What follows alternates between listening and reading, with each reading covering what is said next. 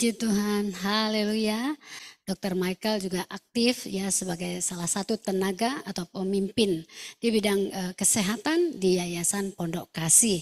Tempat di mana kami juga sama-sama ditaruh Tuhan untuk melayani bangsa ini. Puji Tuhan, kami sudah mendengar bagaimana ada beberapa di antara kita ya, sudah melihat tayangan-tayangan video, YouTube, kesaksian daripada hambanya Dr. Michael ini. Bahkan juga sudah mendapat berbagai penghargaan untuk kemanusiaan. Salah satunya adalah Kick and the Award ya dari Kick and the Show. Nanti Dr. Michael tentu akan juga menyaksikan bagaimana Tuhan taruh hati untuk melayani justru di tengah-tengah puncak karirnya sebagai dokter profesional. Mari kami persilahkan kepada dokter waktu dengan tempat. Tuhan Yesus memberkati. Baik, shalom saudara-saudariku yang hari ini kita bisa bersama-sama. Saya mengucapkan syukur karena ini adalah kesempatan besar, kesempatan yang bisa bersama-sama dengan saudara-saudari kita yang jauh ya. Semoga aja saya ditugaskan ke sana karena saya sebenarnya sangat kepingin sekali bisa ditugaskan Mama, bisa bertemu Ibu Eli di tempat. Dan saya tentunya bukan hanya mau datang, tetapi akan memberikan pelayanan pengobatan, kemudian pelatihan kader kesehatan, dan lain sebagainya. Sangat dinantikan dokter. Semoga Sangat saya dibutuhkan di tengah ditugaskan Bapak. menunggu Mama, ya Mama Ya, Hana. Baik, Ibu Eli, mungkin sedikit saya memperkenalkan diri bahwa sebenarnya saya juga tidak pernah berpikir bahwa di dalam hidup saya ini saya akan melayani kaum miskin. Tapi waktu saya disadarkan oleh Tuhan, saat saya eh, bersama Mama itu mau mengunjungi suatu daerah yang ada di bawah jembatan. Di situ ada seorang yang lumpuh. Dan orang tua itu harus menyeberang di satu jalanan yang ramai sekali dan macet. Dia harus berjalan di sela-sela kendaraan yang besar. Dan karena Mama terkejut, maka Mama juga turun dari Mama Hana, Ketua Yayasan Pondok Kasih, itu keluar dari mobil dan dia langsung menolong orang itu. Dan yang membuat saya kaget waktu itu, Mama langsung memeluknya dan menciumnya. Pada waktu memeluk dan menciumnya, dia mengatakan kepada saya, dia melihat saya di belakang, karena saya sendiri juga agak kaget gitu loh. Kenapa kok seorang Mama Hana yang memakai baju resmi, barusan pertemuan dengan gubernur, dengan pakai kebaya dan lain sebagainya itu, dia memeluk seorang pengemis yang mungkin dia jarang mandi. Akhirnya saya yang jaraknya tidak jauh dari yang jauh dari pengemis itu aja sudah mencium aroma yang bau sekali gitu. Tapi sama Mama Hana dengan penuh kasih dia dipeluk, dicium. Kemudian Mama itu mengatakan kepada saya, Dokter Michael, kamu tahu nggak ini adalah permata milik Tuhan yang tercecer di sekitar kita. Maukah kamu membuat itu tersenyum? Saya waktu itu agak bingung. Maksudnya apa kok membuat Tuhan itu tersenyum? Dia mengatakan bahwa Michael, ini adalah permata Tuhan. Dia tercecer kok ada di sekitar kita. Kalau kamu mau ingin membuat Tuhan itu tersenyum, kamu angkat dia, bawa dia, obati, rawat, dan buat dia menjadi permata yang indah. Setelah itu taruh di tangannya Tuhan Yesus dan kamu menikmati senyumannya. Di situ kamu bisa melihat betapa Tuhan tersenyum kepadamu. Dan pada waktu itu saya juga berpikir, wow, saat itu, detik itu juga, waktu itu, detik itu juga mata saya itu melihat, tetapi hati saya itu katarak. Tahu kan penyakit katarak? Dia seakan-akan bisa melihat tetapi kena selaput. Begitu hati kita. Saya bisa saja mengatakan, kasihan ya orang itu, tetapi saya tidak bertindak. Kali ini, waktu Mama Hana mengatakan demikian, saya merasa bahwa katarak di dalam hati saya itu terbuka. Dan apa yang terjadi? Sewaktu sampai di rumah, istri saya tanya, kenapa kok kamu menangis? Saya bilang bahwa Saya ini mulai sekolah saya tidak membayar karena apa? Saya mendapatkan beasiswa. Artinya saya tidak sadar bahwa itu adalah uang sekolah yang diberikan Tuhan di dalam profesi saya menjadi dokter. Kemudian bukan cuma itu saja. Saya melanjutkan studi saya S2 di Surabaya, di Singapura, dan yang terakhir S3 saya itu ada di China, di Guangzhou, China. Saya masih berpikir bahwa karena kepandaian saya, nah saya dapat sekolah gratis. Padahal pada waktu mau daftar di kedokteran dan orang tua saya mendapatkan bencana kebakaran, saya merasa tidak punya apa-apa dan saya hanya bermohon kepada Tuhan. Dan saudara-saudari yang terkasih, Tuhan itu kalau kita meminta, Tuhan itu tidak memberikan persis apa yang kita minta. Tetapi Tuhan itu memberikan lebih dari apa yang kita minta. Jadi pada waktu itu saya tuh hanya meminta Tuhan, orang tua saya tidak bisa menyekolahkan saya. Karena apa? Karena bencana. Semua usaha kami itu keterbakar. Jadi orang tua saya itu hanya berjualan sepatu aja di sebuah pasar. Dulu belum ada mall. Ya saya sekitar tahun 80-an saya lahir. Saya tahun 60-an saya lahir. Bukan 80 ya. Saya 60-an saya lahir sehingga belum ada mall. Di Surabaya itu hanya pasar. Dan salah satu toko kecil di pasar itu orang tua saya berjualan sepatu. Dan itu terbakar semua. Tentunya pada waktu saya lulus sekolah pastilah semua impian itu tidak mungkin akan terjadi, apalagi mau kuliah kedokteran yang begitu mahal. Dan di saat itu saya berlutut karena orang tua saya mengatakan, kamu cari aja orang tuamu yang asli, maka minta. Kalau aku sudah nggak punya uang sama sekali karena apa? Harus membayar hutang begitu banyak. Begitu saya berpikir, eh, papa saya mengatakan bahwa ini adalah saya disuruh cari orang tua yang asli, saya merasa sedih. Karena sampai 17 tahun waktu itu, umur saya, ternyata saya ini anak angkat. Pantas pada waktu saya kecil, saya hidup di panti asuhan. Saya ini belum tahu. Dan saya disuruh untuk cari orang tua yang asli. Maka saya bertanya ke papa saya, apa sebenarnya siapa orang tuaku yang asli? Maka papa saya menerangkan, kamu tahu nggak nak, bahwa mama dan papamu ini hanya dititipkan oleh Tuhan. Kalau mama dan papa tidak bisa sekolahkan kamu, kamu minta sama dia. Karena apa? Hanya dia yang bisa membuat sesuatu yang tidak bisa kami lakukan, dia bisa. Dan itu yang dikatakan papa saya. Sekali lagi, banyak sekali orang-orang yang merasa bahwa sudah finish, aku sudah tidak bisa apa-apa, aku tidak punya uang, dan tidak bisa memberikan pengharapan. Sudah nggak punya uang, pengharapan aja nggak dikasih untuk anaknya. Jadi akhirnya udah nggak usah bermimpi aneh-aneh. Uang aja kita nggak punya, mau sekolah tinggi lagi. Tapi apa yang dilakukan oleh ayah saya, itu adalah kata-kata yang bijaksana. Bapakmu yang asli. Dan akhirnya saya mendapatkan jawaban. Bilang oleh bapak saya yang asli itu adalah Pak kita di surga. Dan memang papa saya, mama saya menaruh saya di panti asuhan. Karena apa? Karena waktu kecil saya nakal sekali. Sehingga dididik di panti asuhan untuk bisa menghargai bagaimana kita hidup apa adanya.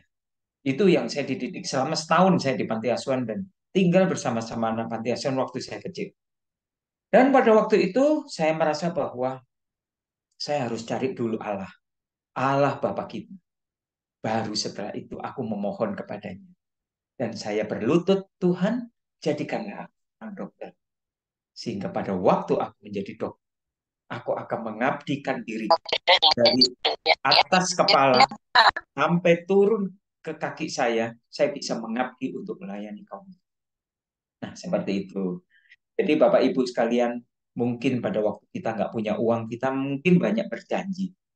Sama seperti orang yang berkampanye. Saya kalau menang, saya akan membuat jembatan, saya akan buat sekolah, saya akan buat apa saja janjinya dia. Tapi setelah dia mendapatkan sesuatu itu dia lupa. Mas juga seperti saya. Pada waktu saya nggak punya apa-apa, saya berjanji. Kalau saya nanti jadi dokter, saya akan mengabdikan diri saya dari ujung rambut sampai ujung kaki. Nah, Tuhan sudah menjadikan saya dokter. Setelah menjadi dokter, apa yang jadi keinginan saya? Kepingin cari istri yang cantik. Yang modelnya kayak Bu Eli kan cantik begitu. Iya toh, saya cari istri yang cantik. Tuhan kasih istri yang cantik. Terus Tuhan tanya, kamu mau minta apa lagi? Tentunya kalau istri saya cantik, saya kasihlah Tuhan anak-anakku yang cantik dan yang mukanya tampan. Dikasih 3 anak. Cielo, Sheila, dan Selino namanya. Cielo, Sheila, dan Selino sekarang sudah menjadi calon dokter. Yang akhirnya dia mengikuti jejak ayahnya untuk menjadi dokter spesialis kelamin. Dan apa yang terjadi? Tuhan kasih anak-anakku yang cantik dan yang cakep. Setelah itu Tuhan bertanya lagi kepada saya, aku sudah memberikan anakmu sesuai dengan apa yang kamu minta. Sekarang apa yang kamu minta? Tuhan, masa aku jadi dokter yang jaga di UGD? Masa aku kasih naiklah jabatan saya? Tuhan kasih loh jabatan saya dari UGD menjadi ICU. ICU itu pangkat yang paling tinggi. Karena apa? Di situ harus butuh orang pinter. Karena kalau enggak, orang-orang yang di ICU pada mati semua tuh nanti. Nah, setelah itu apa yang dikatakan? Tuhan, Michael, kamu mau minta apa? Saya bilang, aku mau sekolah lagi. Karena apa? Kalau aku hanya titel seorang dokter, maka gajiku cuma sedikit. Jadi aku mau sekolah lagi. Tuhan, kasih lagi beasiswa lagi di Singapura. Tuhan kasih lagi S2 lagi. Jadi S2 saya sampai 2 kali. Tuhan turutin aja mau saya. Juga di Erlangga, Surabaya. Kemudian ada kesempatan untuk studi di China, di Guangzhou. Saya berangkat lagi untuk yang terakhir. Kemudian Tuhan tanya, lalu kamu mau minta apa lagi? Saya mengatakan bahwa Tuhan, kalau aku hanya menjadi dokter yang sekolah tinggi, tetapi aku nggak dapat jabatan, maka aku juga biasa-biasa saja. Dan Tuhan menjadikan aku seorang staf direksi. Bayangin tuh, sudah diturutin semua sampai menjadi jabatan direktur rumah sakit. Bapak Ibu sekalian, saudara-saudari yang saya kasihi, menjadi dokter aja sudah cukup-cukup uangnya. Apalagi menjadi orang yang mengatur dokter-dokter spesialis dan lain sebagainya. Bagaimana kehidupan saya? Pasti sangat lebih dari cukup.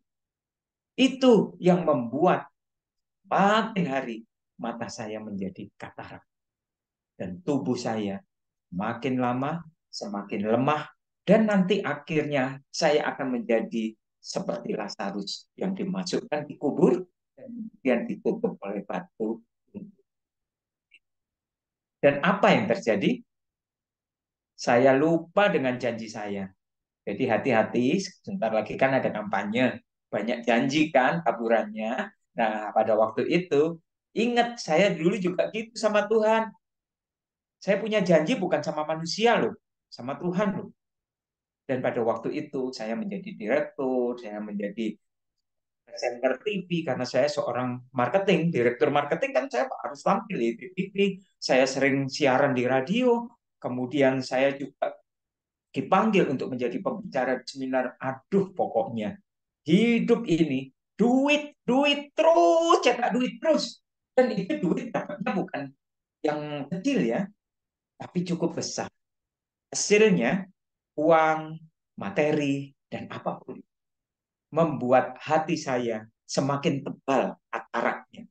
Di katarak itu bukan di mata. Dan akhirnya apa? Saya sama seperti Lazarus. Saya terkubur di satu kuburan yang. Oleh sebab itu, mengapa saya memilih hari ini bacaan Injil saya ambil sebuah bacaan Injil dari Yohanes 11 ayat 1 sampai 17. Nanti saya akan bacakan karena apa? Saya dulu seperti Lazarus yang menjadi mayat yang dimasukkan di dalam sebuah kubur.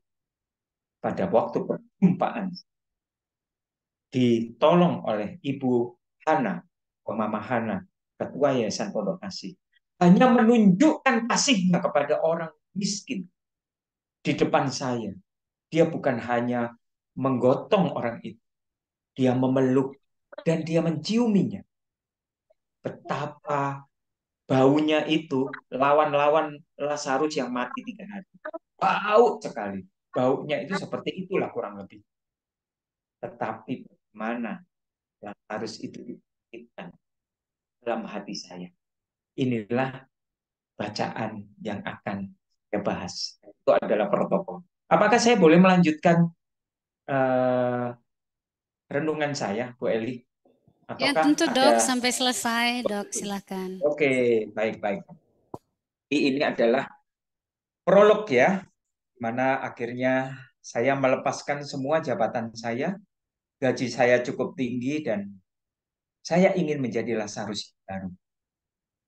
Lazarus yang dulunya mati dan terkubur di kuburan, busuk, dibiarkan 3 hari oleh Tuhan, dan akhirnya Lazarus ini dibukakan, dia dibangun.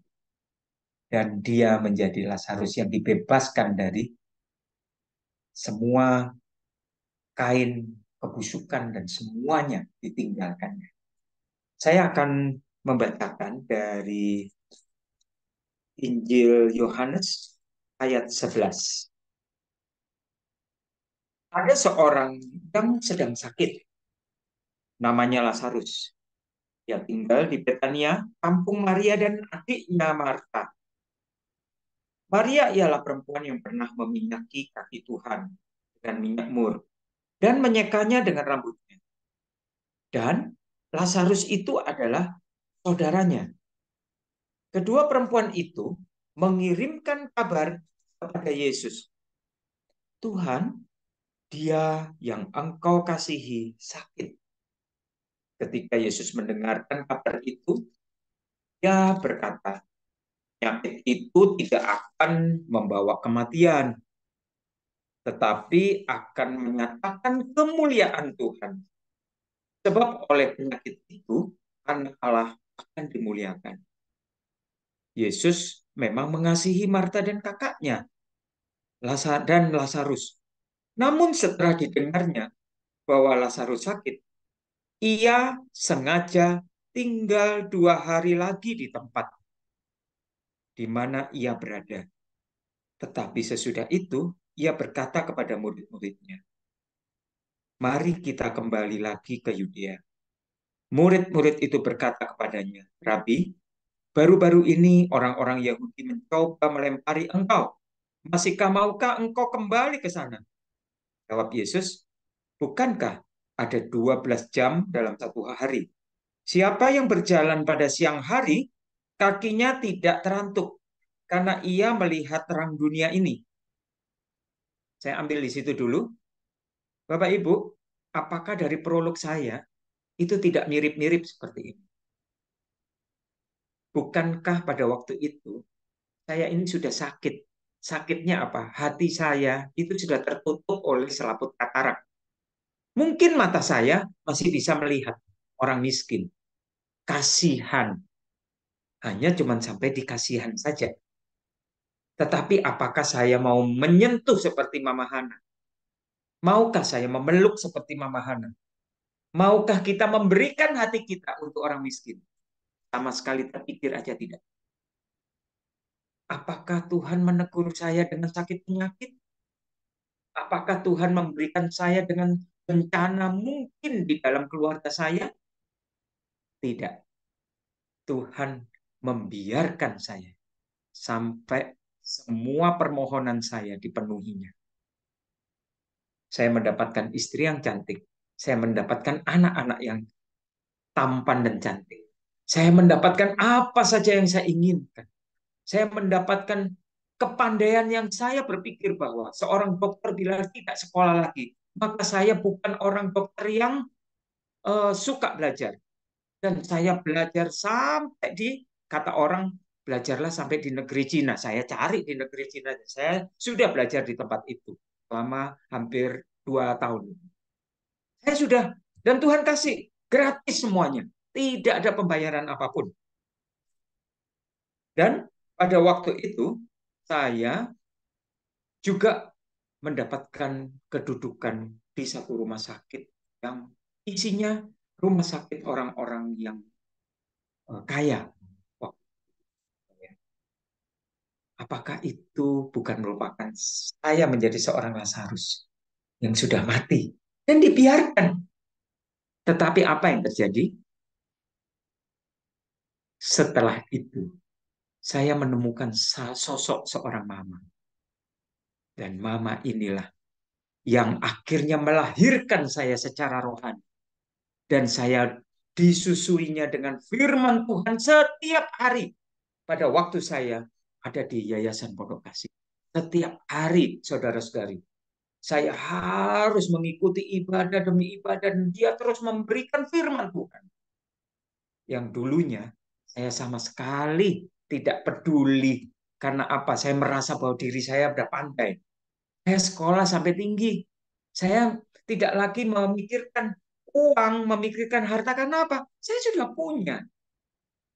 Tetapi sekali lagi, sini saya diajarkan mencari kerajaan Allah dan kebenarannya. Dan disitulah Mama Hana membimbing tangan saya untuk bisa mengenal Tuhan lebih dulu, kemudian melayani kaum miskin di Yayasan Pondok Kasih. Seperti yang Ibu Eli katakan. Nah, itu. Saya lanjutkan. Tetapi jikalau seorang berjalan pada malam hari, kakinya terantuk, karena terang tidak ada di dalam dirinya. Sekali lagi, saya mendapatkan terang karena saya mengenal Mama Hana. Saya dikenalkan oleh Mama Hana untuk melihat terang Kristus. Sehingga saat saya melihat terang itu, saya tahu bahwa di dalam langkah-langkah saya, bakalnya saya akan terantuk banyak batu. Dan di situ saya tahu bahwa di saat terang itu ada, siang hari itu, maka saya akan melihat banyak sekali cobaan bagi orang-orang yang mempunyai uang, mempunyai harta, mempunyai segala sesuatu yang sudah diberikan kepada kita. Dan disitulah saya dijaga Tuhan untuk tidak terangkut, apalagi saya jatuh di dalam pencobaan yang sebentar lagi akan saya temui. Tentunya, saudara-saudari yang saya kasih dalam Tuhan Yesus, biasanya orang-orang yang sudah tidak memikirkan lagi mencari uang. Karena apa? Uang udah ada, harta sudah ada, semuanya sudah terpenuhi. Apalagi yang dia pikirkan? Dia mencari sesuatu yang menggoda. Istilahnya mencari tantangan. Bagaimana kalau saya punya istri yang kedua? Nah, itu tantangannya.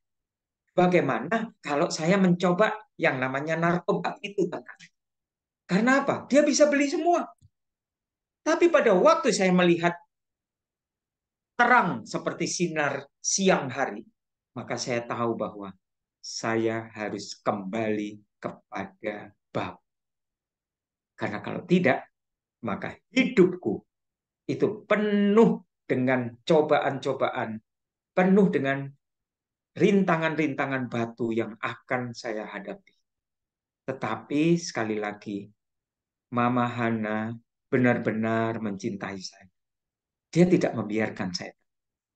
Dia kenalkan saya pada terang yang sesungguhnya. Nah, saya lanjutkan lagi.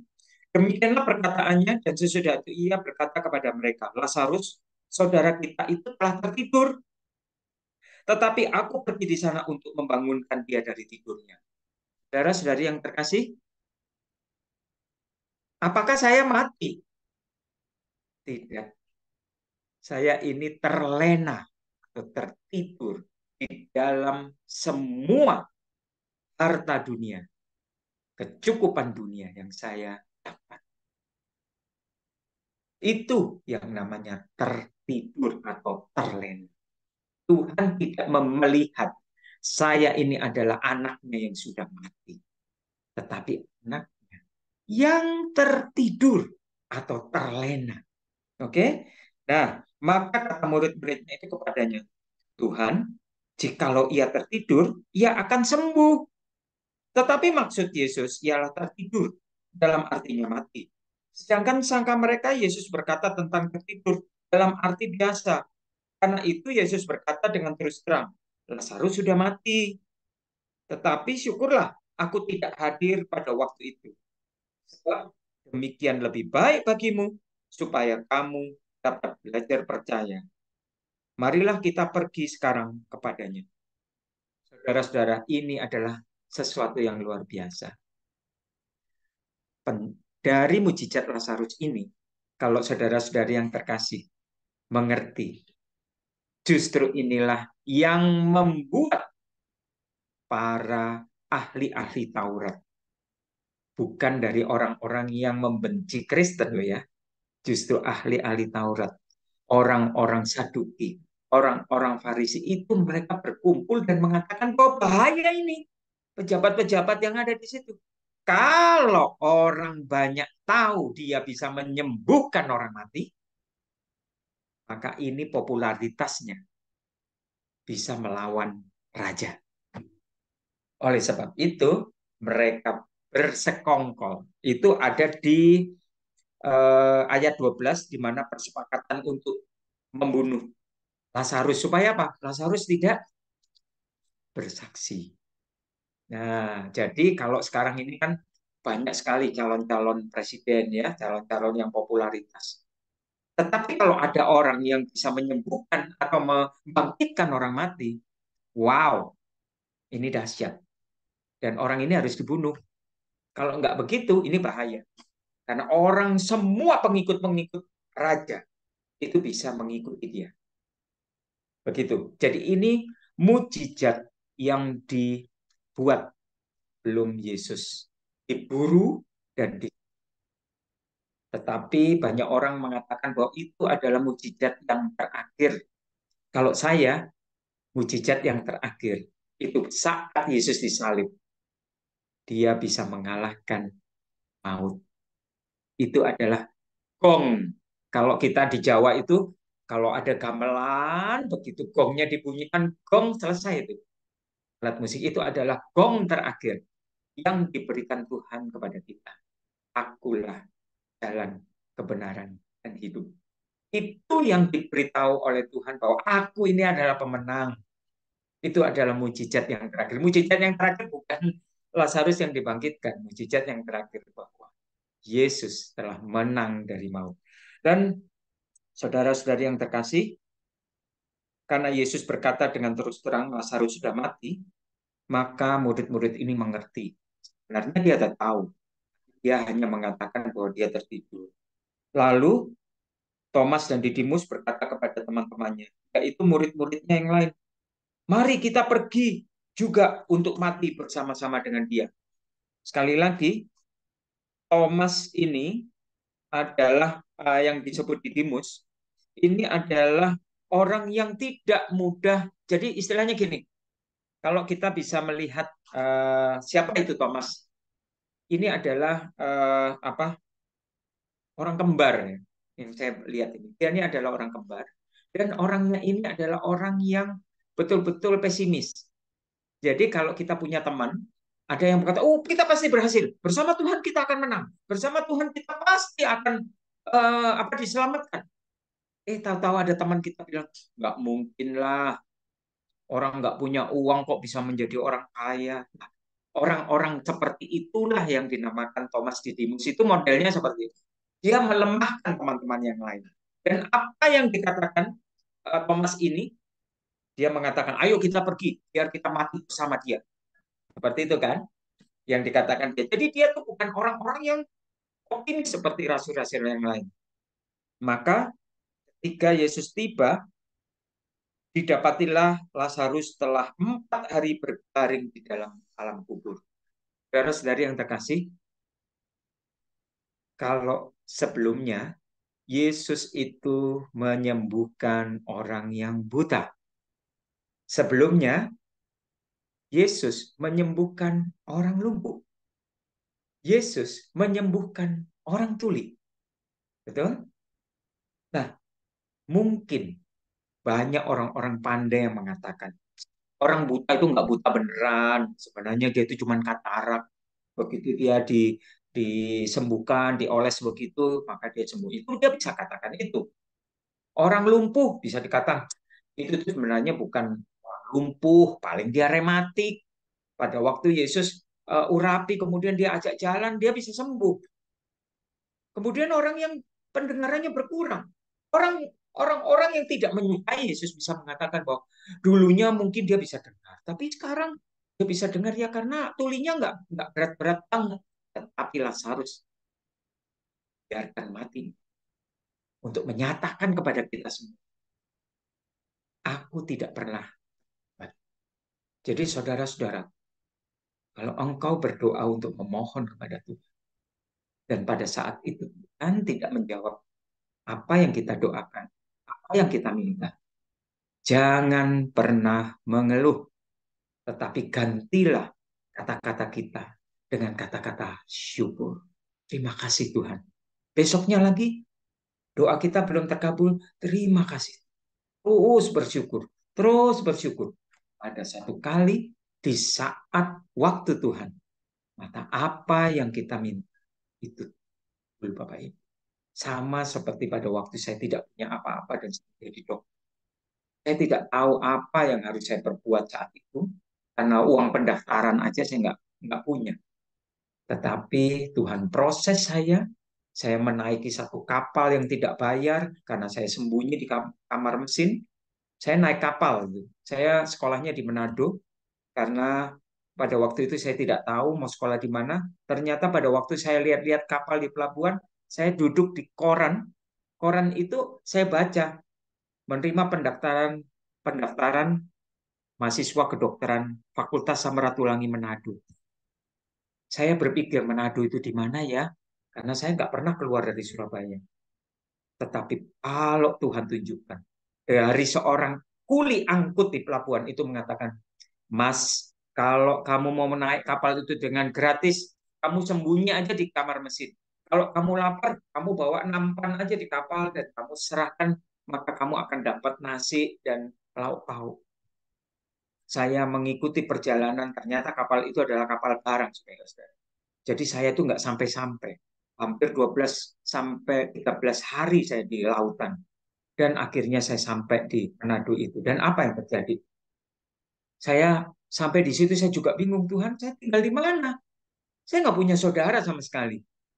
Tapi Tuhan membawa saya ke sebuah rumah di mana rumah itu menampung saya, walaupun saya menjadi seorang pembantu di rumah itu. Saudara-saudari yang terkasih, apa yang dikatakan Bu Eli itu adalah kurikulum vitae saya pada waktu saya berhasil.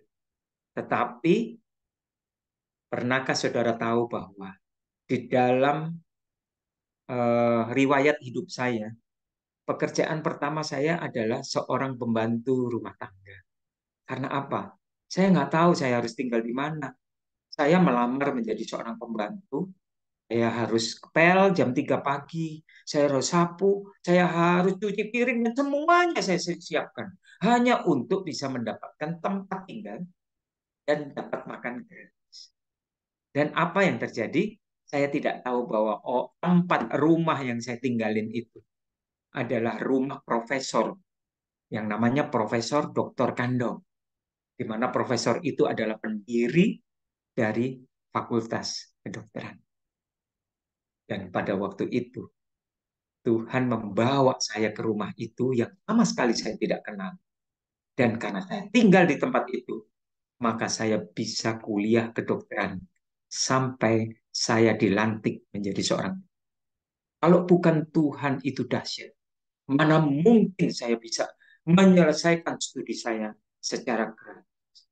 Karena saya masuk di dalam keluarga profesor itu. Saya lanjutkan bahwa Tuhan tidak pernah terlambat untuk menolong kita. Dibiarkannya Lazarus membusuk 4 hari untuk menyatakan kemuliaan hebatnya Tuhan di dalam hidup kita, sama seperti Lazarus yang jelas-jelas 2 hari aja sudah busuk. apalagi 4 hari dikubur. Tentunya sudah ada banyak sekali ulat-ulat. Dan sekali lagi, pada waktu dia datang, ini yang saya tekankan ya di sini. Lihat ini, Lazarus sudah mati. Dan pada waktu dia datang, siapa yang menyambut dia? Yang menyambut dia adalah Marta, ya. Dan pada waktu itu di situ banyak orang Yahudi yang telah datang kepada Marta dan Maria untuk menghibur mereka sehubungan dengan kematian saudaranya. Ketika Marta mendengarkan bahwa Yesus datang, ia pergi mendapatkannya. Marta, saudara-saudari yang terkasih, Marta itu pada kisah yang sebelumnya, dia adalah orang yang paling sibuk. Dia seksi konsumsi. Dan pada waktu itu dia mengatakan, Marta, kamu lihat adikmu ini. Bukankah dia lebih mementingkan firman Tuhan daripada kesibukan untuk menyiapkan konsumsi? Tapi pada waktu peristiwa Lazarus ini, siapakah orang yang menyambut Tuhan waktu di desa di Betania ini? Marta. Apa? Maria. Dia benar-benar sakit hati. Saudara-saudari yang terkasih, bisa nggak menyelami hal ini? Yesus itu adalah orang yang paling dekat di dalam keluarga ini. Sama seperti pada waktu kita mendapatkan kabar dari saudara kita. Yuk datang ke rumah saya. Ini anakku nih lagi sakit keras. Mungkin sebentar lagi mau mau meninggal. Pada waktu dia mengharapkan kita datang, apa yang diharapkan sebenarnya adalah satu penghiburan. Tetapi dibiarkan terlambat 4 hari, bahkan saudaranya itu sudah mati. Kira-kira sakit hati enggak? Itu yang dirasakan Maria. Tetapi Marta menyambut Tuhan. Dan pada waktu itu dikatakan, Tuhan, sekiranya engkau ada di sini, saudaraku pasti tidak akan mati.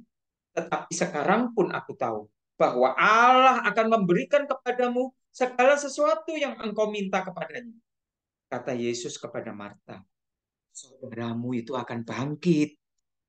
Marta kepadanya, aku tahu bahwa ia akan bangkit pada waktu orang-orang bangkit pada akhir zaman. Yesus, akulah kebangkitan dan hidup. Barang siapa percaya kepada hidup, walaupun ia sudah mati. Saudara-saudari yang terkasih, ini adalah kata-kata dah sebelum Yesus disalib. Dan setiap orang yang hidup dan percaya kepadaku tidak akan mati selama-lamanya. Dia akan menunjukkan bahwa harus yang sudah busuk. Pasti bukan hanya mati, tapi badannya sudah habis kena makan ulat. Busuk. Dan Tuhan bangkitkan di muka orang banyak. Di muka mereka yang mungkin tidak percaya. Tidak mungkin. Mustahil. Tidak ada satu manusia pun yang bisa membangkitkan orang mati padahal dia sudah 4 hari dikubur. Tetapi apa yang dikatakan kepadanya? Jawab Maria, ya Tuhan, aku percaya bahwa Engkaulah Mesias, Anak Allah. Dia yang akan datang ke dalam dunia. Dan sesudah berkata demikian, ia pergi memanggil Maria dan berbisik kepadanya. Guru ada di sana dan ia memanggil engkau. Mendengar itu, baru Maria yang sakit hati karena Tuhan sudah terlambat datang. Dia percaya sebenarnya pada waktu kalau Tuhan datang, maka saudaranya tidak akan mati. Tapi karena dia sempat hari dia mati, maka dia benar-benar dia sakit hati sehingga mau ketemu sama Tuhan aja dia nggak mau. Tetapi pada waktu itu Marta datang dan memberitahu kepada Maria, ayolah, ayo ketemu Yesus. Dan pada waktu dia ketemu Yesus, apa yang dikatakan? Yang dikatakan adalah, guru ada di sana dan memanggil engkau. Mendengar itu Maria segera bangkit. Tetapi waktu itu Yesus belum sampai ke dalam kampung itu, dan ia masih berada di tempat Marta menjumpai dia. Ketika orang-orang Yahudi bersama dengan Maria di rumah itu untuk menghiburnya, melihat bahwa Maria segera bangkit dan pergi keluar, mereka mengikutinya karena mereka menyangka bahwa ia pergi ke kubur untuk meratap di situ. Setibanya Maria di tempat Yesus berada dan melihat dia, tersungkurlah ia di depan kakinya dan berkata kepadanya, Tuhan, sekiranya engkau ada di sini, saudaraku pasti tidak akan mati. Itu adalah isi hatinya. Sampai-sampai dia kesal. Sampai-sampai dia tidak mau menemui Tuhan. Saat dia tahu bahwa Tuhan datang loh di desa kita. Dia tidak mau menemui Maria yang dulu dia datang. Memberikan minyak wangi yang paling mahal, narwastu. Kemudian dia menyekanya dengan rambutnya. Dia tidak mau datang karena kesal hatinya. Dia mengatakan, aku meminta untuk kau datang pada waktu saudaraku sakit. Kau membiarkan dia sampai mati. Tapi ketika Yesus melihat Maria menangis dan juga orang-orang yang Yahudi yang datang bersama dia, maka maskullah hatinya. Ia sangat terharu dan berkata, di manakah dia kamu baringkan? Jawab mereka, Tuhan, marilah dan lihatlah. Kata-kata yang jarang sekali kita melihat, yaitu ayat, maka menangislah. Menangislah Yesus. Benar-benar Yesus merasakan kesedihan sahabat. Kata orang Yahudi, lihatlah betapa kasihnya dia kepadanya. Tetapi beberapa orang di antaranya berkata, ia yang memelekkan mata orang buta, tidak sanggupkah ia bertindak sehingga orang ini tidak mati? Maka maskullah pula hati Yesus. Lalu ia pergi ke kubur. Kubur itu adalah sebuah gua yang ditutup dengan batu. Kata Yesus, angkat batu itu. Marta berkata, saudara orang yang meninggal itu berkata kepadanya, Tuhan, dia sudah berbau, sebab sudah mati 4 hari. Jawab Yesus, bukankah sudah katakan kepadamu, kalau engkau percaya, engkau akan melihat kemuliaan Allah. Maka mereka mengangkat batu itu. Lalu Yesus menengadah ke atas dan berkata, Bapa, aku mohon kepadamu, karena engkau telah mendengarkan aku. Aku tahu bahwa engkau selalu mendengarkan aku. Tetapi oleh karena orang banyak yang berdiri di sini mengelilingi aku mengatakannya supaya mereka percaya bahwa engkaulah yang telah mengutus aku. Dan sesudah berkata demikian, serulah ia dengan suara keras, Lazarus, marilah keluar. Orang yang telah mati itu datang keluar. Kaki dan tangannya masih terikat dengan kain kafan, dan mukanya tertutup dengan kain peluh. Kata Yesus kepada mereka, bukalah kain-kain itu dan biarkanlah ia. Saya di sini, mengapa saya membacakan sampai di situ? Karena saudara-saudaraku, kita membutuhkan orang lain loh. Untuk pertama, membuka pintu kubur hati kita. Saya tadi berikan kesaksian di awal. Saya ini seperti sudah mati rasa. Buat saya, uang yang pertama. Yang kedua, saya membutuhkan jabatan. Yang ketiga, saya membutuhkan kepandaian. Semuanya sudah saya dapatkan, saudara-saudaraku. Saya sudah merasakan bahwa apapun yang saya minta. Saya sudah mempunyai 1 mobil, minta lagi 2 mobil. Oh, anak saya 3, artinya 3 mobil. Istri saya 1 mobil. Saya udah dapat rumah. Saya kepingin lagi punya apartemen. Aduh, udah dapat apartemen. Saya juga kepingin lagi punya villa dan lain sebagainya. Pernahkah habis itu? Seperti seorang mayat yang masuk di dalam kubur. Saya tertutup oleh batu yang berat. Saudara-saudaraku yang terkasih, siapakah yang membuka batu di dalam hati kita? Jawabannya adalah orang lain. Dan batu itu cukup berat, saudara-saudara. Dia tidak bisa oleh 1-2 orang. Jadi saya ini pernah datang ke tempat itu ya, dan saya melihat, gede banget. Batunya besar dan berat sekali, karena saya mencoba untuk mendorong. Mungkin 1-2 orang pun tidak bisa.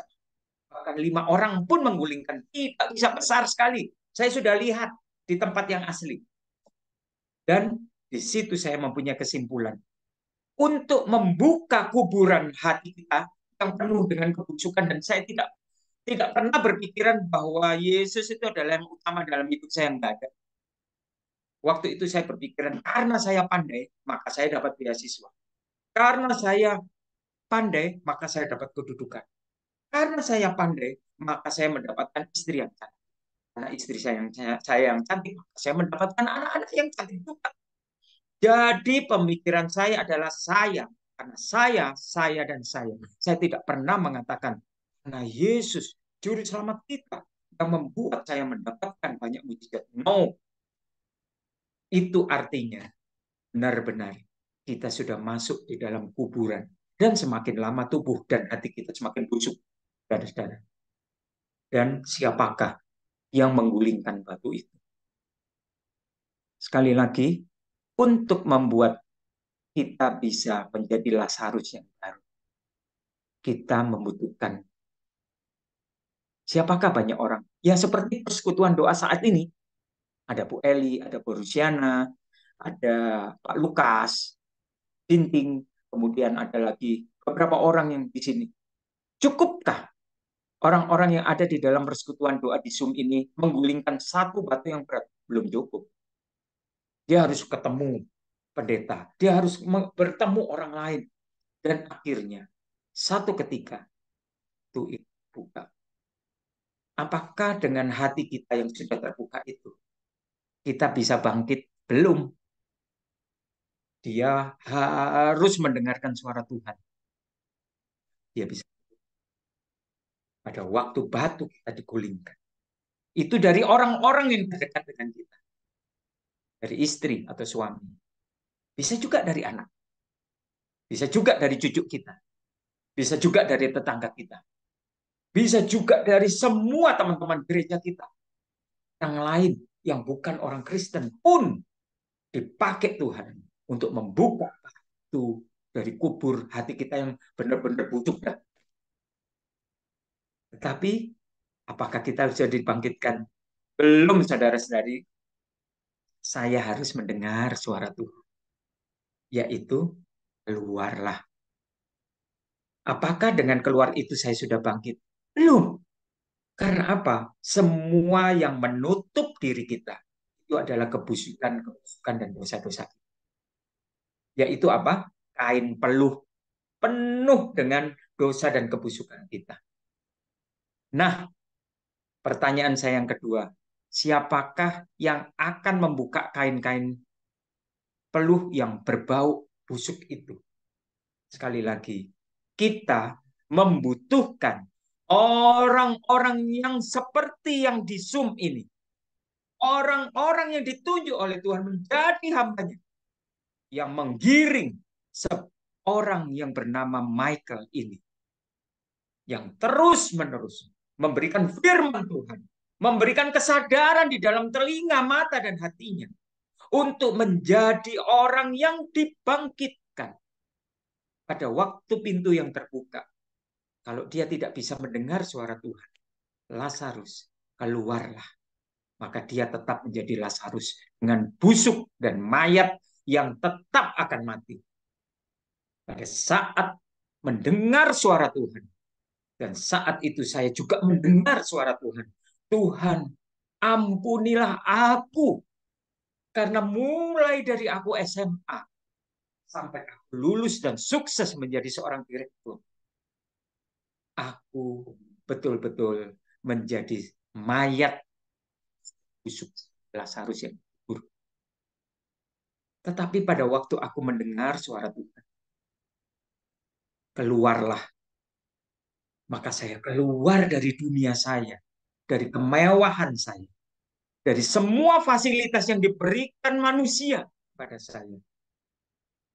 Sopir pribadi, semua fasilitas. Bahkan saya membeli apapun tidak pakai. Saya malah nggak bayar. Karena apa? Karena semua sponsor dari obat, semuanya dari, oh ini sudah dibayar sama obat farmasi dan lain sebagainya. Sehingga uang saya itu utuh, saudara-saudara. Dan akhirnya apa? Saya tetap membusuk dan menjadi membusuk. Tetapi waktu banyak orang membuka pintu hati saya mendengarkan suara Tuhan. Melalui Ibu Hana, Yayasan Pondok Kasih ini. Saya betul-betul merasa hati saya, katarak hati saya, dan batu yang menutup pintu kuburan di dalam saya ini bisa tergolek, maka saya bisa mendengarkan suara, keluarlah. Saya meninggalkan segala sesuatu itu tidak mudah, saudara-saudari. Semua fasilitas yang sudah saya rasakan, itu saya harus tinggalkan semuanya. Bagaimana saya harus meninggalkan sedangkan saya tidak tahu gajinya berapa masuk di Yayasan Pondok Kasih. Bu Eli aja tahu itu. Kayak apa susahnya menjadi hamba Tuhan di Pondok Kasih. Apakah kita menjadi, wah semuanya, wah enggak ada. Enggak ada, saudara-saudari. Bahkan yang paling berat lagi, saya harus mencari donatur untuk itu. Tanya, kalaupun Mama Hana ada di sini, udah pasti akan selesai. Ini ada proyek yang seperti ini, tolong dokter carikan donasi. Bukan kita dapat sesuatu, malah kita suruh carikan donasi. Apakah itu menyenangkan? Kalau saya tidak mendengarkan suara Tuhan, pasti saya tidak pernah keluar dari kubur saya. Dan yang terakhir, siapakah yang membuka kain dan tali peluh? Itu juga orang lain. Orang lain itu adalah saudara-saudari yang saya lihat semuanya yang ada di tempat. Orang-orang yang setia dalam Tuhan, yang hidupnya penuh dengan kasih dan melihat bagaimana Tuhan Yesus itu datang. Itulah orang-orang yang membuka kain demi kain ini. Sehingga saya bisa bebas. Kalau tidak, saya sudah mendengarkan suara Tuhan. Saya melompat dari kuburan saya. Tetapi apakah saya bisa berjalan? Apakah tangan saya juga bisa saya gerakkan? Tidak, saudara-saudaraku. Siapa yang bisa membuka tali ataupun kain peluh yang begitu bau dan penuh dengan ulat-ulat, mayat daging-daging yang busuk itu? Itu adalah saudara-saudara. Saudara-saudara yang sudah dipilih oleh Tuhan untuk mendengarkan suara Tuhan.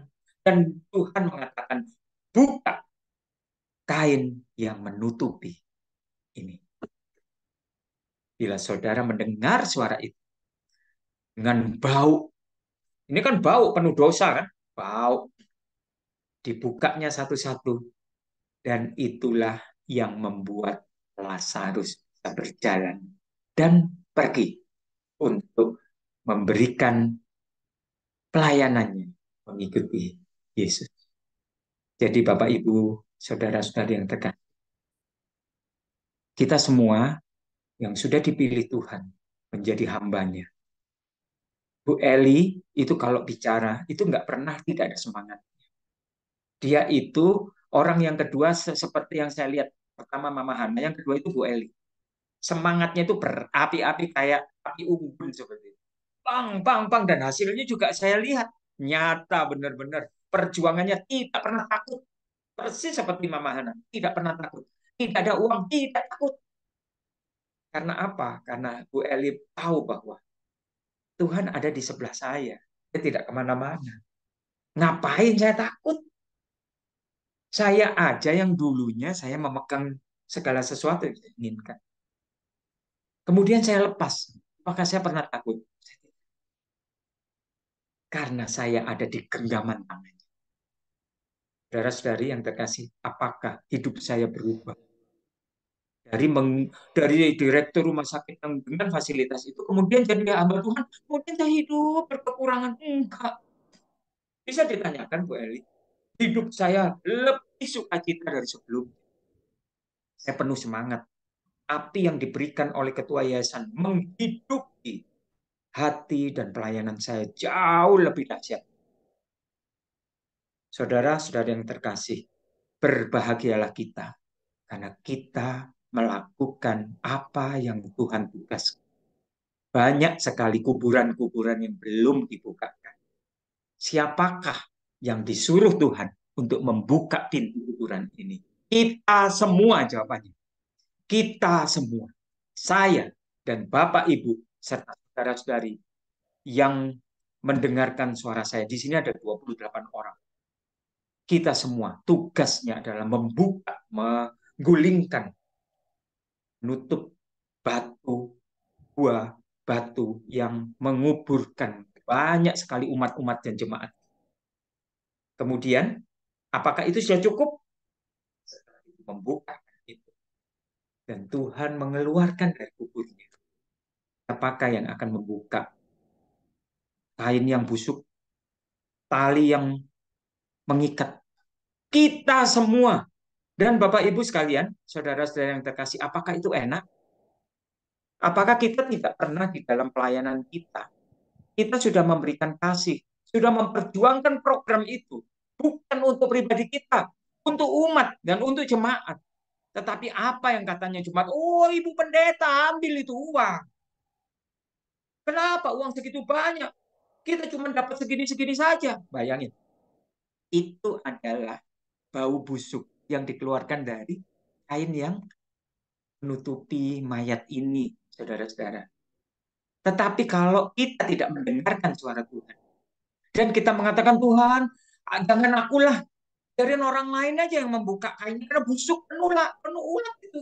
Saya nggak suka. Lalu apa artinya kita semua yang sudah mengerti mengenai firman, dan tinggal mengamalkan firman itu di dalam kehidupan kita? Saudara-saudara yang terkasih, kita seumat pilihannya.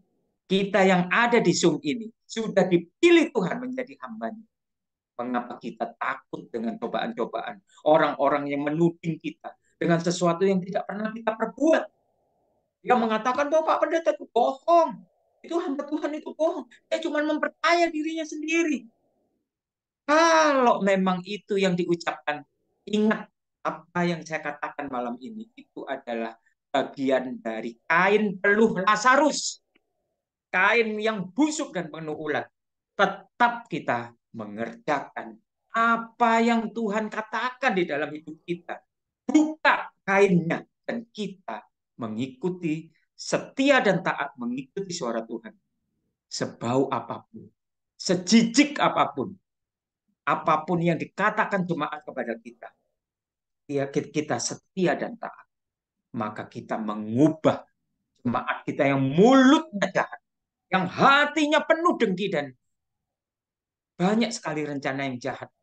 Lihat mereka yang menjahati dan mengatakan kita dengan fitnahan dan apapun yang jahat, yang busuk menurut saya, Tuhan akan bangkitkan di Lazarus. Kala apa? Kala kain terakhir yang menutupi tubuhnya, menutupi mulutnya, menutupi tangannya, menutupi telinganya dan kaki, dan membuat dia freedom atau bebas berjalan di dalam jalan Kristus. Itu adalah penutup saya. Saudara-saudari yang terkasih, yuk kita sama-sama berjalan melayani Tuhan.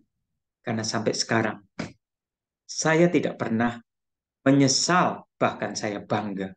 Mengatakan pada waktu talk show di Weekend pun saya mengatakan, saya bangga menjadi hamba Tuhan. Jadi bukan saya bangga karena sekolah saya, tapi justru saya berarti saat saya menjadi hamba Tuhan yang mau membuka kain yang kebusukan, membuka kuburan yang sama sekali orangnya sudah pokoknya seperti orang mati lah, diberitahu mengenai kebenaran, ya tetap begitu-begitu aja, ya tetap mabuk, ya tetap perbuatannya seperti itu. Ya kita ya dan taat. Disuruh buka pintu, kita buka pintu batu itu. Disuruh kita mau buka kain yang bau, dengan penuh dengan kejijikan dan mungkin menjengkelkan buat kita. Tapi kita lakukan jemaat-jemaat yang sekarang sudah diubahkan oleh kita, sudah diubahkan oleh kesaksian kita, sudah diubahkan dengan apa yang kita lakukan kepada mereka. Mereka melihat dan mereka percaya bahwa Tuhan Yesus itu dia telah membangkitkan seseorang yang mungkin sudah mati di dalam Kristus, di dalam keduniaannya, tetapi dia bisa bangkit. Kristus ada di dalam diri kita. Yuk kita tetap semangat, kita sama seperti Bu Eli yang ada di manapun. Bu Eli itu bukan hanya di Papua aja, dulu ditugaskan di di luar negeri yang saya dengarkan, aduh, mengerikan, di tempat konflik dan lain sebagainya. Kok bisa ya perempuan kok yang mau aja ditaruh di perbatasan dan lain sebagainya. Saya betul-betul kagum sekali. Tetapi beliau tidak pernah mundur satu langkah pun bila bersama Tuhan. Karena di dalam beliau mengatakan bahwa kalau Tuhan ada di pihakku, siapakah lawanku? Dan benar-benar, sekali lagi, kita bangga menjadi hamba Tuhan. Yuk kita bersama-sama terus-menerus untuk selalu melangkah dan mendengar suara Tuhan dan melakukan apa yang menjadi perintahnya. Sehingga banyak sekali Lazarus-Lazarus yang menjadi Lazarus yang baru. Bukan Lazarus yang lama. Karena apa? Nah, engkau mau mendengar, setia dan taat dengarkan suaranya. Terima kasih. Tuhan Yesus memberkati. Itu sudah. Baik, terima kasih Dokter Michael. Tuhan Yesus memberkati. Pengajaran bagian firman Tuhan luar biasa, sangat diberkati. Eh, saya hanya terharu saja bagaimana itu menjadi motivasi saya untuk bisa melakukan apa yang seperti dokter lakukan. Amin. Ya, karena di samping kiri kanan saya ini semua orang-orang yang fanatik fanatik gereja GKI samping kiri Ya. sana. Ya. Jadi kami hanya berjalan bagaimana ikut apa ya Roh Kudus kita mengalir saja, kita mengalir apa yang dikerjakan dikasih beritahu untuk Tuhan dari Tuhan untuk kita laksanakan itu yang kami kerjakan karena di samping kiri kanan kami ini cuma orang-orang GKI yang sangat-sangat fanatik dan tidak bisa kami masuk. Jadi hanya hidup dengan doa saja. Bagaimana kami bisa menerobos masuk ke bagian-bagian yang apa iman mereka yang belum bertumbuh, mereka hidup di dalam apa penyembahan-penyembahan berhala, masih makan pinang, mabuk, merokok dan segala macam dosa. Ya. Jadi itu hanya kami hanya bersyukur untuk Tuhan tadi Pak Dokter Mike bilang bersyukur dan bersyukur terus doa di dalam itu supaya waktu Tuhan pulihkan. Itu saja. Terima kasih dokter waktu Ya. saya kembalikan. Baik, Ibu, saya sedikit akan memberikan mengikuti Tuhan itu kalau lagunya mengikuti Tuhan itu selalu manis ya, betul? Nah, Bapak Ibu yang mendengarkan suara saya malam hari ini, saya sendiri juga bingung pada waktu anak saya mau masuk di kedokteran. Satu anak di kedokteran, masuk di kedokteran itu membutuhkan uang sekitar 800 juta itu, untuk sampai berdiri untuk dilantik. Kemudian kalau yang minta itu satu anak, itu aja saya udah bingung. Ya toh? Ini yang minta tiga-tiga anak saya mau jadi dokter. Ini saya akan menutup ceritaan saksian saya. Bagaimana Tuhan kita itu adalah Tuhan yang hidup. Ibu tahu, saya hanya berlutut sama seperti pada waktu saya dulu, yang waktu sekolah dan orang tua saya mengatakan, saya nggak bisa loh sekolahkan kamu, tapi kamu minta sama Tuhan, sama Bapamu, yang asli katanya Bapak saya. Dan pada waktu itu saya juga bilang sama anak-anak, kamu berdoa, kamu ada satu Bapa yang dahsyat sekali. Dan hasilnya apa? Saya ini hanya hamba Tuhan dengan uang yang mungkin Bu Eli aja tahu berapa sih uang yang dikasih yayasan. Tetapi tiga anak saya, 2,4 M itu kalau mau sekolah kan, dapat gratis Ibu. Jadi anak pertama, anak kedua, anak ketiga, semuanya mendapatkan beasiswa. Sama seperti saya. Kalau Tuhan bukan dahsyat, satu anak aja saya sudah heran itu uang dari mana semua itu. Tapi ini Tuhan melihatkan kepada saya, tiga anakmu yang sekolahkan dan caranya. Ibu, kita ini masih belum percaya lagi bahwa Tuhan itu selalu ada di semua sisi kehidupan kita. Kalau dia hanya kita tuh hanya minta satu, maka dia akan berikan tiga. Kita minta 5, dia kasih 10. Sampai berkatnya itu kedua tangan kita itu tidak bisa menampung berkat dan kasihnya. Ibu, itulah Tuhan kita. Dia tidak pernah ngasih kita mepet-mepet, nggak pernah. Dia memberikan kita lebih daripada yang kita pikirkan. Kita masih belum percaya. Aku sudah membuktikan. Aku sudah merasakannya. Lalu apa yang kutakutkan di dalam hidup ini? Apakah aku takutkan karena standarnya itu uang? Kalau uang menjadi standar kita, kita pasti takut. Mungkin di satu sisi, aduh mau belanja apa besok ini, sedangkan aku nggak bawa uang. Itu standarnya uang. Tapi kalau standarnya berkat, kita tidak ada uang, tapi ternyata ada orang memberikan berkat kepada kita. Itu sudah berkali-kali kalau saya dapatkan seperti itu. Jadi tidak usah takut seperti yang Ibu katakan. Kanan, kiri, muka, belakang. Apapun itu. Tetap melayani Tuhan, setia dan taat mendengarkan suaranya. Begitu Bu Antidra. Pokoknya lihat Bu Amin. Eli. Selama Bu Eli itu Amin, Pak. apinya Amin. menyala-nyala. Sudahlah. Bu Eli Wow, itu luar berkat semua biasa. itu datangnya berkat, berkat, berkat terus begitu. Luar biasa. Saya pun sangat Amin. diberkati melihat bagaimana Dr. Michael selalu antusias, selalu semangat, on fire.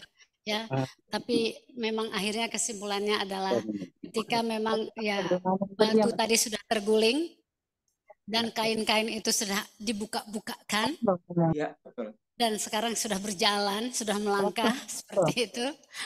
Ya, terima kasih kepada Tuhan untuk firman yang hari ini benar-benar menguatkan kita. Kesaksiannya yang begitu dahsyat, iblis dikalahkan oleh perkataan kesaksian, Dok, dan oleh darah anak domba Allah. Jadi kesaksian Amin. sangat powerful. Dan itu kayak firman Tuhan menyetarakannya dengan darah Yesus, itu luar biasa ya. Terima kasih dokter, sangat menginspirasi kita semuanya. Kita Ya. jadi ikut terbakar, mau ikut sungguh-sungguh dengan Tuhan, enggak boleh ngeluh, enggak boleh bersungut-sungut, enggak Betul. boleh bilang kurang, Betul. semuanya plus, surplus, plus. Kita harus Haleluya. bersyukur, setiap hari bersyukur Setiap terus. hari Terima kasih bersyukur. Tuhan, terima kasih Tuhan. Gitu. Ya, ketika bersyukur Tuhan bekerja. Amin. Amin. Seperti kata pujian ini. Puji Ya, Tuhan. Ibu Eli, Haleluya. terakhir saya dengar ini. Jadi saya aminkan yang terakhir tadi. Ya Bapak, silakan. Pas sudah selesai terakhir tadi yang saya dengar. Mari Pak Livius, terima kasih. Nilainya sekian, terus jangan fokus kepada ini, tetapi fokus kepada Tuhan dan lain-lain. Saya setuju sekali. Itulah memang. Kalau mau merasakan terobosan, mau mengalami apa yang kita harapkan, ya fokus saja, berdoa, belajar firman, kerjakan apa yang Tuhan mau, jalan saja, nikmati. Amin. Nikmati saja. Nah itu, tidak mungkin bagi kita berapapun nilai Tuhan sediakan semuanya. Amin. Tapi tidak usah pikirkan itu, sudah. Yang penting bisa melayani, bisa dengar firman malam ini saja, itu sudah luar biasa. Iya, betul. Nah, kalau yang begitu-begitu itu kan sesuai dengan kebutuhan Tuhan kirim. Ya. Contoh konferensi FKUB nasional yang ke-8 itu jatuh di Papua. Ya. Terus pemerintah provinsi Papua tidak punya uang. Akhirnya komunikasi akhirnya salah satu orang bersedia untuk tanggung. Ini nilainya besar sekali. Wow. Bapak kapan mau ambil? Wih, saya bilang, wow. Nilai besar itu saya ambil. Tidak. Lebih baik kirim ke rekening FKUB. Jadi saya suruh anak buah saya bikin surat, kirim nomor rekening bank dari FKUB masuk. Karena saya tidak biasa pegang-pegang yang begitu. Nah, di luar dari dugaan. Dan akhirnya tadi dalam konferensi dialog pluralisme dari 23 negara, pembicaranya dari ambassador dari Amerika, ambassador dari seluruh beberapa negara itu dalam rapat tadi, dan saya umumkan bahwa konferensi tetap jadi di Papua. Wah, mereka tepuk tangan. Terus katanya tidak ada ini, tidak ada itu, pokoknya beriman. Oh, dahsyat. Tadi khotbah singkat sedikit. Pokoknya dalam nama Tuhan Yesus itu semua Tuhan sediakan. Ada yang seperti lampu meredup langsung. Ini kan istilah banyak. Betul. Ada Islam juga, tapi tetap senyum, api tetap terlihat mukanya. Nah, terakhir tadi setelah ditutup oleh Pak Muldoko, KSB Istana ini. KSP, bukan KSB, KSP Istana. Dia selesai tutup, baru semua kumpul, dan saya sampaikan itu foto bersama, Seperti itu. Jadi memang ini juga kita doakan supaya tokoh-tokoh nasional FKUB 250 orang akan hadir di Papua. Wow, dahsyat Pak. Nah itu. Jadi saya harapkan beberapa orang-orang yang kuat yang bisa atur nanti kalian dilibatkan jadi panitia untuk Wow. urus ini urus itu, terima tamu dan lain-lain. Mungkin pendoa-pendoa yang tinggal di Sentani kalian dilibatkan untuk masuk dalam panitia. Luar biasa. Puji Tuhan. Seperti itu. Jadi Tuhan. ini juga terobosan ya, terobosan. Mm-mm. Untuk kemuliaan Tuhan, untuk pelayanan, untuk banyak orang itu selalu Tuhan lakukan terobosan-terobosan. Nah, jadi sekali lagi khotbah terakhir dari saya, Matius 6 ayat 33. Nah, itu menjadi khotbah yang luar biasa, yang hidup dalam kehidupan kita semua. Ya, Matius 6 ayat 33 menjadi dasar pegangan kita. Jadi tetap kita fokus kepada firman, lakukan firman, semua dia atur. Dan kita bersukacita. Ya, bukan berarti seluruhnya sempurna, enak. Bukan, kita masih di dunia. Tetapi kita tetap fokus. Maka di sana jalan keluar, damai Tuhan kasih. Berkat Tuhan kasih. Besok jam 7 pagi saya tiba, istirahat sebentar, jam 9.30 ke Stak PN Doyo. Untuk sampaikan firman Tuhan, pembukaan sekolah tinggi Kristen itu, pembukaan kuliah mahasiswa itu. Jadi berangkat ke sana, doakan juga supaya api doa, api penginjilan, api firman itu terus dinyalakan di setiap hati anak-anak generasi gereja Tuhan di Papua. Terima kasih Pak Pendeta atau Pak Dokter yang sudah sampaikan firman. Maaf tadi saya agak sedikit maraton rapat baru selesai, lari lagi balap mobil ke ini, terus ada bilang oke Bapak tidak usah datang, kami datang ketemu. Akhirnya saya berhenti di tengah jalan, saya terima. Tadi pas saya kasih tahu Ibu Eli, jangan saya bicara ya, tapi saya buka saja. Ibu Eli mau baca saya. Pas lagi asik bicara Ibu Eli itu aduh. Akhirnya orang itu dia matikan HP terus dia telepon balik lagi. Tapi semua pembicaraan apa kebutuhan sedikit, tapi juga ada masalah konflik di salah satu daerah tadi saya baru selesaikan juga. Ya. Nah, jadi saya harus telepon dari polisi salah satu daerah di pedalaman. Akhirnya saya harus telepon koordinasi di Polda Papua dan tadi baru selesai dan aman. Ya kerja teruslah untuk orang banyak, pasti Tuhan baik, Tuhan buka jalan. Ya, semoga energi sehat selalu selalu. ada. Semoga Terima kasih sehat. pendoa-pendoa yang ada di Papua. Tuhan berkati kalian dan juga di Medan, di Jakarta, di Ambon, di Timika, di Bali.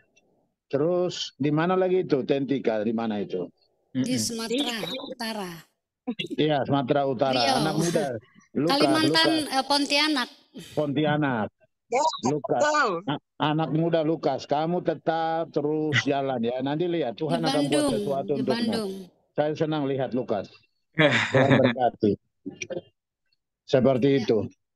Oke, saya kembalikan Ibu Eli. Saya tetap off, tapi tidak bicara lagi. Baik, terima kasih Bapak. Karena sudah di penghujung dan ini agak lewat sedikit, mungkin kami minta kesediaan Bapak untuk doa penutup sekaligus doa berkat. Mendoakan dokter kita terus semangat melayani Tuhan. Terima kasih, saya udah diundang Ibu Deborah tadi. Dok, bisa nggak tugas di tempat kami melayani kami? Katanya itu Ibu Deborah yang undang saya di chat. Ya, kami undang dokter sudah jelas ke Tanah Papua karena kami kan menjalankan mobil Star Sehat dan Pintar. Iya, betul. Jadi sehatnya itu bidang medis ya. Ada Ibu Ida juga di bidang medis di sini. Nanti ada dokter datang, itu lengkap sudah pelayanan sehat dan pintar. Bukan dari tadi berapa hari kamu tidak ada. Oh iya, terima kasih Pak Steven, Pak Lukas dan semua yang gabung di tempat ini, Pak Yael dan Ibu Damaris. Silakan Pak Pendeta Lipius. Ya, silakan Pak Lipius. Baik, mari kita berdoa. Saya berdoa. Saya berdoa, Bapa yang baik, Bapa yang tidak pernah meninggalkan perbuatan tangannya. Kami bersyukur kepadamu karena Engkau kami sebagian kecil di Zoom ini bisa dengar firman Tuhan dan kesaksian yang luar biasa dari hamba-Mu. life story di mana Tuhan buat indah, luar biasa. Kami juga menerima itu dan Tuhan, hal yang sama pasti Tuhan lakukan bagi anak-anak-Mu. Tuhan, Amin. bukalah berkat untuk semua orang yang membutuhkan berkat. Berkat itu bukan untuk diri mereka sendiri, tapi untuk orang banyak. Tuhan, transformasi. Tuhan, buat terobosan. Terima kasih untuk malam ini kami bisa mendengarkan firman-Mu. Terima kasih untuk berkat-berkat yang diterima melalui kesaksian-kesaksian dan pujian yang disampaikan oleh hamba-Mu yang sudah pimpin pujian malam ini. Berkati kami semua. Sebentar kami akan beristirahat, baik yang di Papua, yang di luar Papua. Masih ada sedikit kegiatan. Hamba-Mu dengan Ibu akan berangkat menuju Papua, 5 jam di pesawat. Tuhan bersama kami. Tuhan tidak pernah meninggalkan kami. Terima kasih, Engkau baik. Engkau luar biasa. Akhirnya kami mau terima berkat daripada-Mu. Berkat di dalam Allah Bapa, Yesus Kristus, dan berkat persekutuan Roh Kudus menyertai kami semua hari ini sampai Maranatha. Tuhan Yesus datang menjemput saleh-salehnya. Bapa, terima kasih. Amin. Amin. Terima kasih Pak Liptius. Luar Tuhan biasa. berkati. Sampai jumpa Pak Amin, Dokter. amin. Sampai Puji jumpa. Kapan Tuhan. ke Surabaya? Terima kasih. Ya, itu sebaliknya dia. dokter susun agenda ke Papua. Nanti ngomong Iya. sama Nanti Mama. Pak Liptius bilang sama Mama Hana, tugaskan itu dokter ke Papua. Begitu Boleh, Pak. boleh, Saya boleh. berangkat. Gampang. Mama Hana lagi jatuh cinta dengan Papua. Itu. Makanya dia kirim mobil, kirim segala Iya, macam semua ke betul. Papua. Yang lain dia stop. Stop. Provinsi lain dia stop. Sekarang fokus ke provinsi Papua. Iya, betul. Wah, luar biasa. Untuk pelayanan. Amin. Iya, Tuhan Pak. berkati. Luar Saya mau Untuk biasa. bilang anak-anak selamat Papua malam yang khusus disayang untuk Tuhan. Thomas Wonda di Manado dengan istrinya. Iya. Ya. Ya. Puji Tuhan. Anak muda Steven, sekali lagi saya mau kasih tahu, Steven dengan Lukas, kamu dua. Itu anak-anak Siap. yang punya potensi besar ke depan. Jadi sekali lagi dengar kesaksian tadi, fokus kepada Tuhan. Ya. Kamu dua agen transformasi di abad Amin. ini ke depan. Amin. Ya, kamu dua anak muda, potensi besar. Jangan potensi itu tenggelamkan hanya karena hal-hal sementara. Tapi lihat jauh di sana. Ya, itu nasihat saya terus untuk anak-anak Tuhan seperti Steven dan Lukas. Ya. Tuhan memberkati. Selamat malam Ibu Eli, sampaikan. Tuhan Terima berkati. kasih. Bapak dengan Ibu selamat jalan sampai tiba di Terima Papua kasih. dengan selamat. Malam-malam.